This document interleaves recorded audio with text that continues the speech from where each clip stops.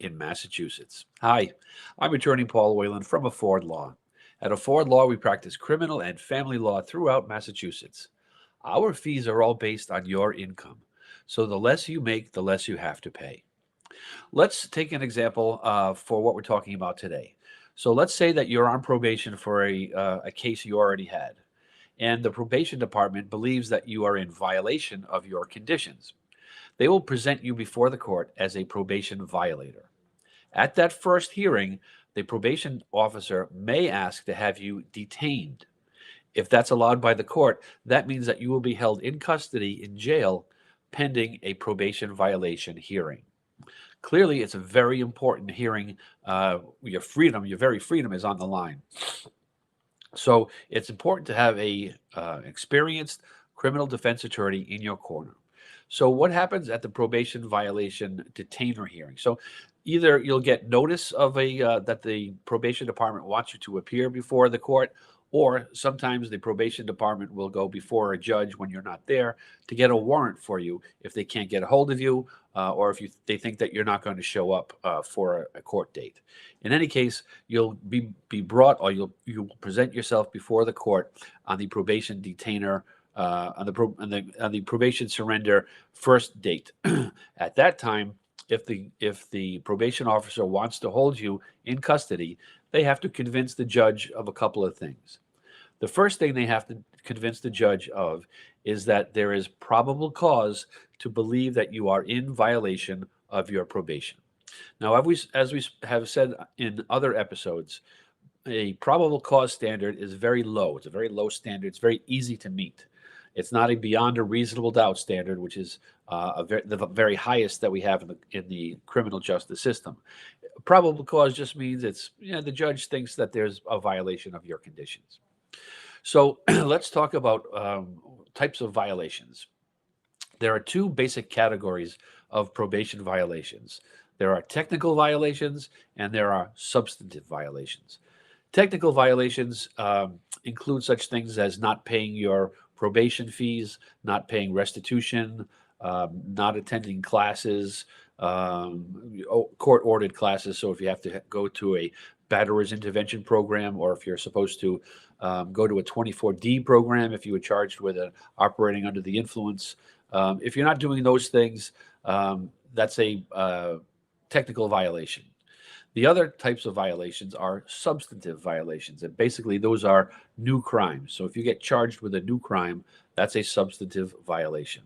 So substantive violations are considered more serious than technical violations, although technical violations are still plenty serious enough, and you don't want to mess around with them. So even if it's a technical violation, don't think of it as just a technical violation, because you can get some serious consequences as a result of a technical violation.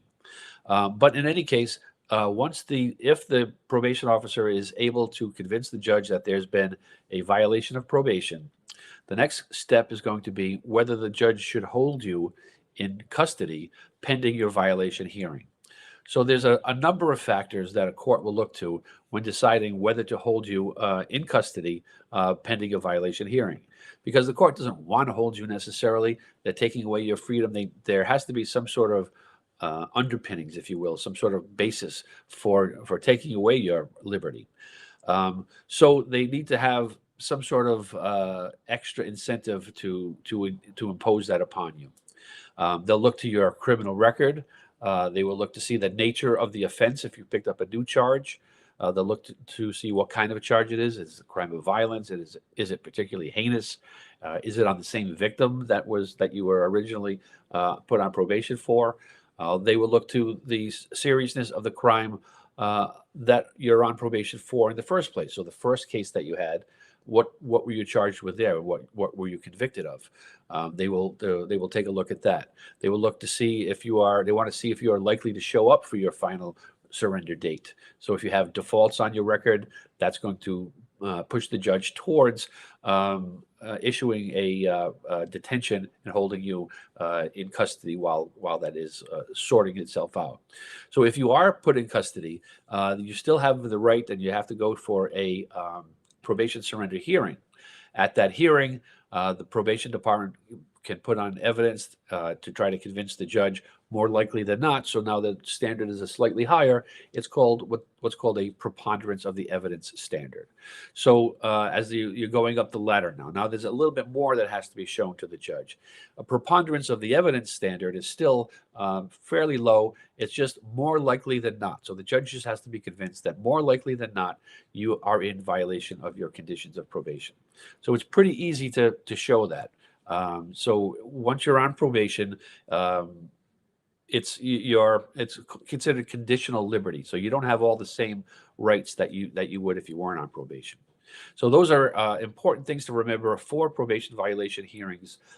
You must take them very seriously because more people go to jail as a result of violation hearings than for the underlying criminal cases themselves, just because the standard is so much lower.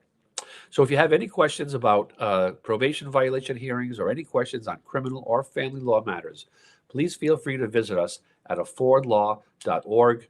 I'd be happy to answer any questions you might have. Email questions to me or book a free appointment with me. I'd be happy to address any issues and concerns you might have about family law questions or criminal law in Massachusetts.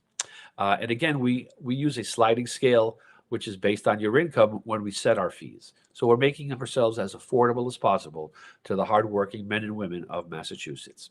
Because at Afford Law, we're making justice affordable. Thank you.